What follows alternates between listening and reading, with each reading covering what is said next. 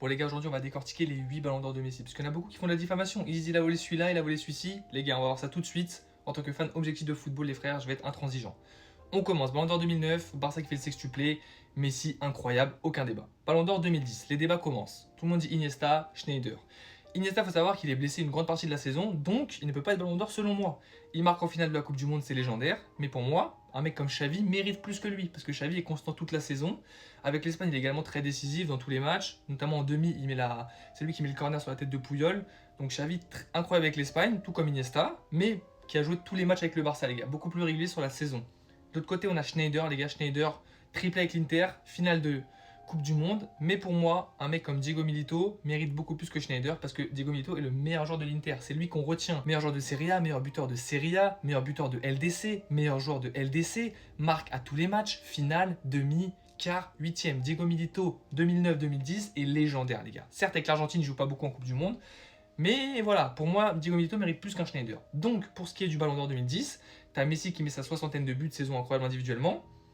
Pour moi, au niveau stat, tu donnes à Messi, niveau collectif, tu donnes à Xavi. Pour moi, c'est 50-50. Voilà, tu donnes à l'un ou à l'autre. Pas de vol. 2011, un des primes de Messi, pour moi, il en a 4. Il a 2011, 2012, 2015 et 2019. Donc 2011, pas de mots. Meilleure performance au final de LDC du jamais vu, Ballon d'Or. Voilà. 2012, alors le Barça prend pas la LDC, c'est Chelsea, mais comme c'est plus un collectif, de l'autre côté, tu as Messi qui met 91 buts sur l'année civile, voilà, rien à dire, il n'y a aucun débat, c'est du jamais vu dans l'histoire, tu es obligé de lui donner. Le cinquième, 2015, voilà, Messi exceptionnel cette saison, il met 60 buts et 30 passes D, du jamais vu. Il y en a beaucoup qui disent, ouais, Neymar, nanana. Neymar, campagne de LDC, incroyable, très très bon. Mais les gars, Messi, c'est trop fort, il le tue niveau stats, il met une vingtaine, une trentaine de buts en plus de passes D, plus décisif. Moment marquant contre Boateng, on s'en rappelle tous. Bref, Messi 2015 c'est trop choquant, mais respect Neymar, énorme saison, respect aussi à Suarez. 2019, les débats commencent. Van Dijk, Messi. Pour moi, là, les gars, c'est comme en 2010, 50-50. Tu peux le donner à Van Dijk, tu peux le donner à Messi. Messi 2019 a choqué toute la planète, exceptionnel. D'ailleurs, le Barça aurait dû prendre la LDC, malheureusement, ça s'est pas fait. 2019, de l'autre côté, Van Dijk prend la LDC, meilleur joueur de PL, ne se fait jamais dribbler. Et les gars, c'est très rare que les stats comme ça soient mis en avant envers des défenseurs, donc je trouvais que c'était innovant. Le mec se fait jamais dribbler, c'était pas mal. Pour moi, Van Dijk a été impérial, il aurait mérité son ballon d'or, mais Messi aussi qui a choqué toute la planète. Pour moi, c'était 50-50. Mais pour moi, Van Dijk l'a perdu, les gars, quand en conférence de presse on lui demandait qui mérite le ballon d'or, le mec disait pas que c'était lui. Il disait pour moi, c'est Messi. Messi, c'est le meilleur joueur de l'histoire, il mérite le ballon d'or. Il a dit ça 3, 4, 5 fois, les gars. Et pour moi, ça a desservi, parce que le ballon d'or, c'est joué à 7 points.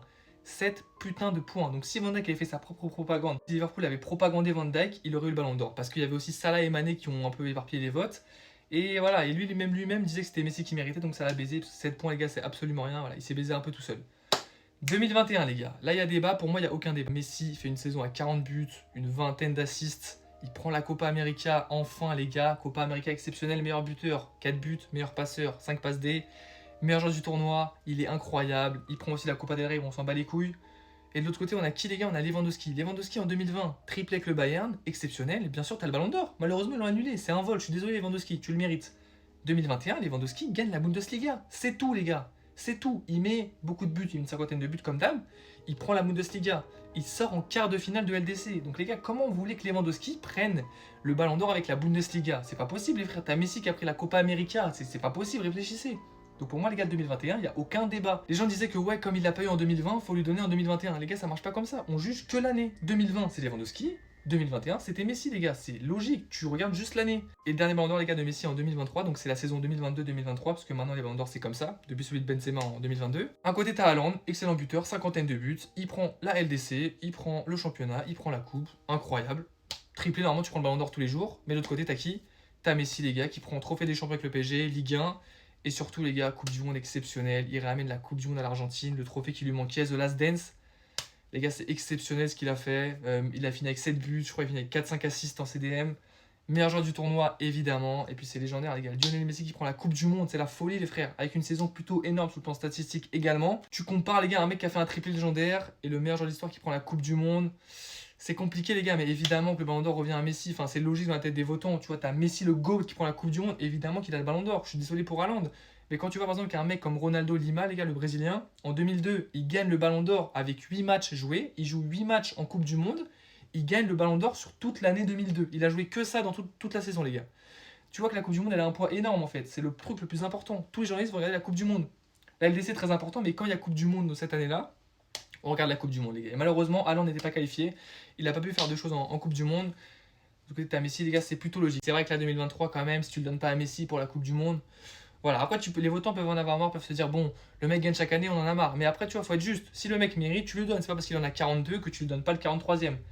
Tu mérites un ballon d'or, tu l'as. Donc pour moi, les gars, 2010-2019, tu peux donner soit pour moi à Xavi ou soit à Van Dijk, c'est pas un scandale. Mais Messi aussi, c'est pas un scandale. 2023, un peu dans ce style-là, mais c'est vrai que Messi Coupe du Monde, c'est quand même au-dessus. Donc je dirais plutôt 2 années, 2010-2019, tu peux donner. 2023, c'est vrai que c'est quand même plutôt 70-30 pour Messi. Tout le reste, il mérite à 100%, les gars. Je suis désolé pour vous. Il n'y a aucune année où Messi vraiment vole le ballon d'or. Tu vois, Messi le vole, c'est pas du tout mérité. Soit 50-50, soit il mérite, les gars. Voilà. Donc Messi mérite 5-6 ballons d'or à 100%. Et il y en a 2 où c'est 50-50. Voilà pour les ballons d'or de Messi, les gars. J'étais totalement objectif. Voilà, no hate. Pour moi, Messi mérite en vrai tous ces ballons. Il aurait pu finir à plus, il aurait pu finir à moins. Mais il a gagné ses duels et il n'y a surtout aucun vol, les gars. Lionel Messi n'a volé aucun ballon d'or. Factos.